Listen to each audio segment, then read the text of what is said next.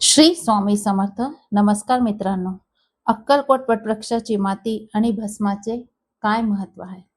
स्वामी समर्थांच्या चरणाची धूळ आणि त्यांच्या वटवृक्षाची माती किंवा भस्म म्हणजे केवळ एखादी वस्तू नाही, तर तो साक्षात स्वामींचा आशीर्वाद आहे आणि घरात नांदणारे त्यांचे अस्तित्व आहे. हीच भावना तुमच्या अंतःकरणापर्यंत पोहोचणारी त्या माती आणि भस्माचं काय महत्व आहे, आपण या व्हिडिओमध्ये पाहणार आहात. ज्या घरात या देवाऱ्यात अक्कलकोटच्या वटवृक्षाची माती आणि स्वामींचे पवित्र धुनीचे भस्म असते, त्या घरात कोणत्याही तांत्रिक, मांत्रिक किंवा नकारात्मक शक्तीचा बाधा कधीच होऊ शकत नाही. म्हणजे ते अखंड सुरक्षा कवच आहे. संकटाच्या वेळी ढाल बनून समोर उभं राहतं. हे भस्म केवळ राख नाहीये, तर स्वामींच्या तपोबलाची आणि त्यांचं जे तेज आहे ते जिवंत ठिगणी आहे. जेव्हा एखादं मोठं संकट, आजारपण किंवा अशी काही वस्तू आपल्या समोर येते, तेव्हा हे ढाल बनून उभे राहतं. म्हणून ह्याचं महत्व खूप जास्त आहे. स्वामींचे प्रत्यक्ष अस्तित्व. मी कुठेही गेलो नाही, मी इथेच आहे. स्वामी समर्थ महाराजांनी जेव्हा समाधी घेतली होती, तेव्हा रडणाऱ्या भक्तांना त्यांनी धीर दिला होता. मी कुठेही गेलेला नाही, मी या वटवृक्षाच्या रूपात आणि माझ्या भक्तांच्या हृदयात अखंड जिवंत आहे. त्यांच्या या वचनाची सर्वात मोठी प्रचिती म्हणजे वटवृक्षाची माती. स्वामी जेव्हा अक्कलकोटमध्ये वावरत होते, तेव्हा त्यांच्या पवित्र चरणाची धूळ या मातीला लागलेली आहे. त्यामुळे ही माती नसून साक्षात स्वामींचे चरण आहेत. म्हणून या मातीप्रती आपली एक वेगळी श्रद्धा आहे आणि त्यांचा विश्वास, ज्या भक्तांचा विश्वास आहे, तर हाच विश्वास त्या मातीमध्ये जो स्पर्श आहे स्वामींचा, तो त्यांच्या मनापर्यंत नक्कीच पोहोचतो. तिसरं आहे शांती आणि समाधान. आजच्या काळात धावपळीत युगात माणसांच्या घरात पैसा आहे, सुख आहे, सोयी आहे, पण मनाची शांती हरवली आहे. अनेक घरांमध्ये विनाकारण भांडणे होतात, ते चिडचिड होतीये. नकारात्मक लहरीमुळे घरातील वातावरण नेहमी तणावाचे राहतात. अशा वेळी वटवृक्षाची पवित्र माती आणि भस्म घरात जादुई बदल घडवून आणतात. ज्या घरात स्वामींची माती असते, तिथली वास्तू जो आहे तो शुद्ध होऊन जातो. घरातील कलह, एकमेकांच्या बद्दल जो राग आहे, क्लेश आहे, तो हळूहळू नाहीसा होऊ लागतो. घरातील माणसांच्या विचारांमध्ये सात्विकता येते. हे भस्म घरात आल्यावर तिथली हवाच बदलते. हे अनामिक तृप्तता आणि समाधान मनाला मिळते. कितीही मोठे संकट आले तरी घरातली माणसांची सहनशक्ती वाढते आणि ते डगमगत नाही. जिथे स्वामींची माती, तिथे लक्ष्मीचा आणि अन्नपूर्णेचा अखंड वास असतो. त्या घरात कधीही अन्नाची आणि आनंदाची कमतरता भासत नाही, तर हे एक सुख, समाधानी आणि शांत गोकुळ तिथे नांदू लागतं.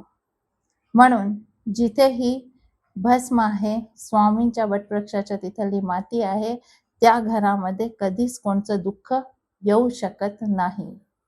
कारण की जिथे भस्म आहे आणि वटवृक्षाची माती आहे, तिथे कधीच नकारात्मकता येऊ शकत नाही.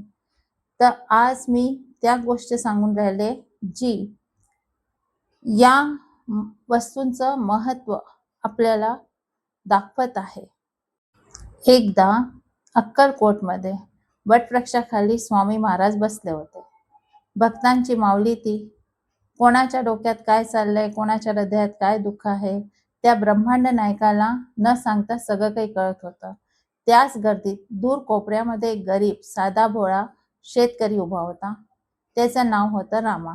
रामा खूप लांबून कित्येक वेळ पायी चालत स्वामींच्या दर्शनाला आला होता.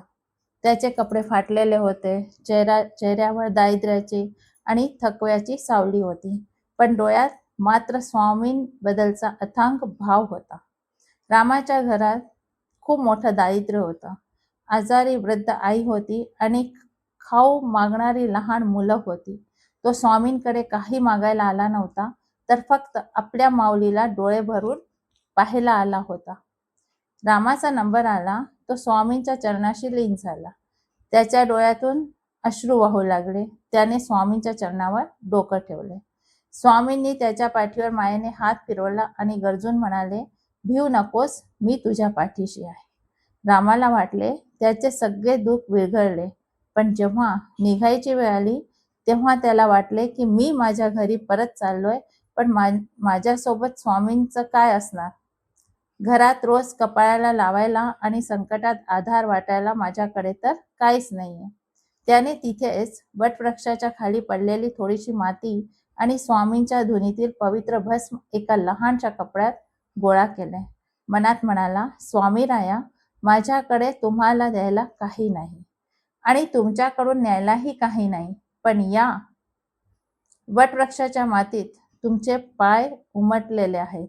हेच भस्म आणि हीच माती माझ्यासाठी तुम्ही आहात. रामा आपल्या गावी परतला. त्याने ती माती आणि भस्म आपल्या घरात देवाऱ्यात ठेवून दिली. काही दिवस गेले आणि एका रात्री काय झालं की रामाच्या जो गाव होतं त्या गावामध्ये अचानक एक बिमारी फैलली. एकामागून एक लोक आजारी पडू लागले. जी रामाची लहान मुलगी होती ती ही रात्री अचानक तापाने फणफणली. तिला उलट्या जुलाब सुरू होऊन गेले. रामाच्या घरात एक दमडीही नव्हती आणि रात्रीच्या वेळी डॉक्टर मिळणे कठीण होते. मुलगी डोळे पांढरे करू लागली. तशीच रामाची पत्नी पण रडू लागली. बघा हो, आपली चिमुरडी जी आहे ती आपल्याला सोडून चालली आहे. रामा घाबरला, पण अचानक त्याच्या लक्षात आलं की देवरातील मी अक्कलकोटची माती आणि भस्म आणले होते. तो धावत गेला. त्याने ती जी आपली पोटली बांधलेली होती ती काढली. डोळ्यात पाणी आणून तो ओरडला, स्वामी, तुम्ही म्हणाला ना भिऊ नकोस, मी तुझ्या पाठीशी आहे. मग आज माझी मुलगी जी आहे तिला तुम्हाला वाचवायचं आहे. घ्या तुमचा अंगारा आणि वाचवा माझ्या बाळाला. रामाने पूर्ण श्रद्धेने वटवृक्षाची भस्म आणि माती पाण्यात कालवली आणि श्री स्वामी समर्थांच्या मंत्राचा जप करत त्या लहान मुलीच्या तोंडात टाकलं आणि थोडं पाणी पाजलं आणि डोक्यावर त्याच्या भस्म लावली. आश्चर्य म्हणजे पुढच्या अर्ध्या तासात मुलीचा ताप उतरला, तिचा श्वास शांत झाला आणि ती शांत झोपू गेली, जणू काहीच झाले नव्हते. सकाळी जेव्हा मुलगी हसत मुखत उठली तेव्हा रामाने त्या देवळामध्ये मातीसमोर साष्टांग नमस्कार घातला. त्याला जाणवले की अक्कलकोटचा तो वटवृक्ष आणि साक्षात स्वामी महाराज त्याच्या त्या छोट्याशा झोपडीतच येऊन बसले आहेत. अक्कलकोटची माती आणि भस्म ही केवळ निसर्गाची गोष्ट नाही, तो स्वामींच्या प्रेमाचा आणि अस्तित्वाचा जिवंत पुरावा आहे. जेव्हा जेव्हा तुम्ही संकटात असाल तेव्हा त्या मातीकडे पहा. स्वामी तिथेच उभे तुम्हाला दिसतील. फक्त मनामध्ये श्रद्धाभाव आणि विश्वास हवा. स्वामींनी सांगितलंय की मी अंधश्रद्धाला कधीही हे देत नाही, म्हणजे अंधश्रद्धावर विश्वास ठेवा कधी पण म्हटलं नाहीये. पण जेव्हा आपली श्रद्धा स्वामींप्रती असते, स्वामींना जेव्हा आपण हाक मारतो आणि विश्वास ठेवतो की स्वामी याच्यामध्ये आहे, तेव्हा ती गोष्ट आपल्याला यश देऊन जाते. म्हणून स्वामींनी म्हटलंय की जेव्हा तुम्ही विश्वासाने मला मनापासून अंतरात्मापासून हाक माराले, मी तुमच्या समोर येऊन उभा राहीन. म्हणून हे स्वामींचं जे भस्म आहे आणि वटवृक्षाची माती आहे ती आपल्या देवाऱ्यात आणून आपण नक्कीच ठेवू शकता. ती आपल्या संकटाची ढाल बनून आपल्या समोर उभी राहते. व्हिडिओ आवडल्यास नक्कीच लाईक, शेअर आणि सबस्क्राईब करा. भेटूया आपल्या नेक्स्ट व्हिडिओमध्ये. श्री स्वामी समर्थ. जय जय स्वामी समर्थ.